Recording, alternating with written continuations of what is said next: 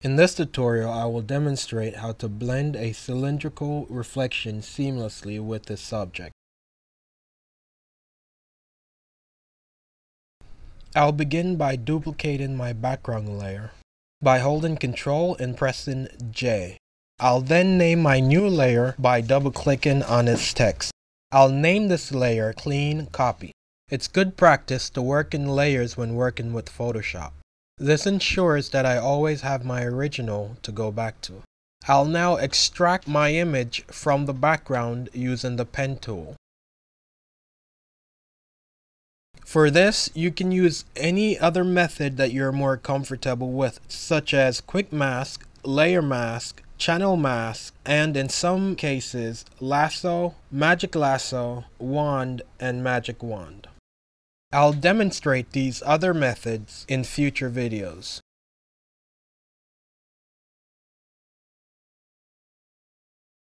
I prefer to use the pen tool for this because it gives me the most flexibility. I could always fine-tune my selection by adjusting my anchor points. Once finished, hold down the Control key and press Enter, and this will create a selection around your image. Now press the Delete key. Hold down Control and press the D key to deselect your selection. While current layer is selected, hold on Control and press J, create a new layer. I'll now drag and pull my reflection layer beneath the clean copy layer.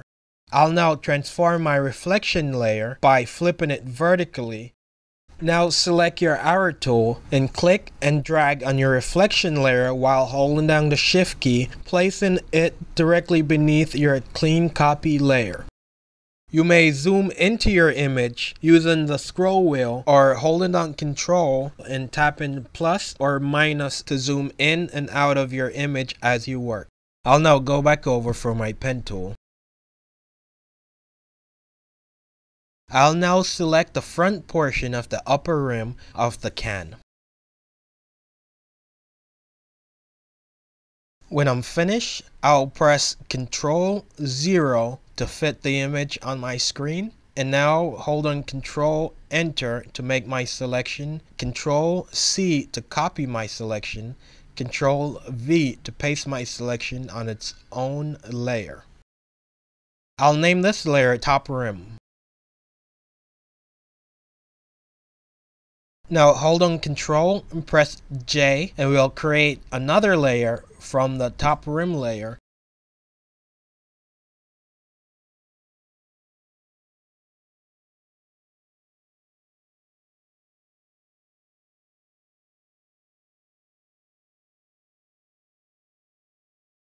I'll now select my arrow tool and pull my top rim layer to the bottom base of the can, making sure to line it up perfectly, so take your time and fine-tune your adjustments. Making sure my top rim layer is on top of my clean copy layer, my reflection rim layer is on top of my reflection layer. Now with reflection rim layer selected, select your arrow tool and drag reflection rim layer beneath top rim. Now select your clean copy layer and at the bottom of your layer palette, select layer mask. Make sure black is selected as your foreground. Now select the brush tool. I'll zoom in by holding Control and pressing my plus key. Adjust your hardness value from anywhere 90 to 100% to avoid any invisible area bleeding into your image. This is a non-destructive approach to deleting or erasing an area of your image without permanently damaging your image. Now I'll do the same with my reflection rim layer.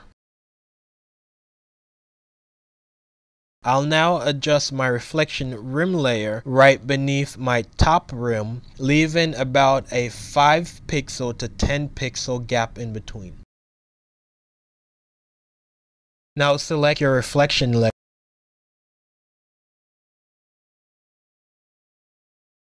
I'll go ahead and make a duplicate of this layer because I'm going to be doing some destructive transformation to this layer. So just in case I don't get things right the first time, I always have that original layer to go back to. We'll now go over to Edit Transform and select Warp.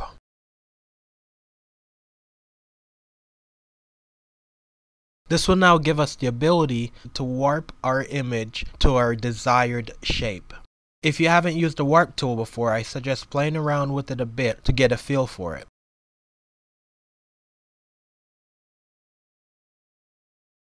When you're finished, press enter. With your arrow tool selected, adjust your reflection layer to mirror the image above.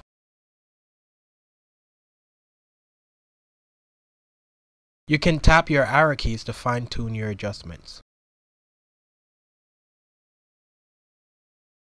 I'll now create a layer mask for this reflection layer by clicking on the layer mask icon. I'll zoom into my rim area and select my brush tool. Again, make sure that black is your foreground, which it should be if you have been following along. And we're going to go ahead and paint away the excess area of the reflection that we don't want.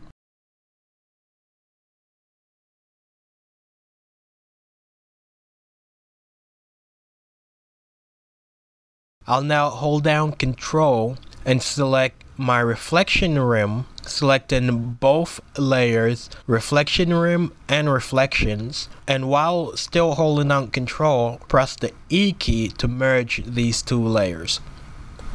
If this was a true reflection of this can, you shouldn't be able to see the top of the lid of the can. So I'm going to go ahead and get rid of that. I'll select my pen tool.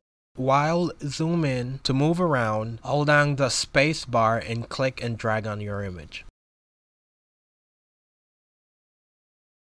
I'll just go ahead and get rid of the top part of this lid, leaving my front portion of the rim intact.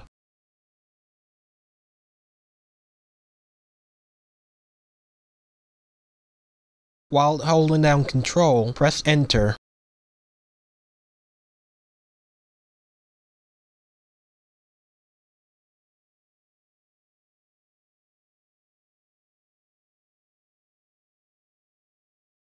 Now hit Delete.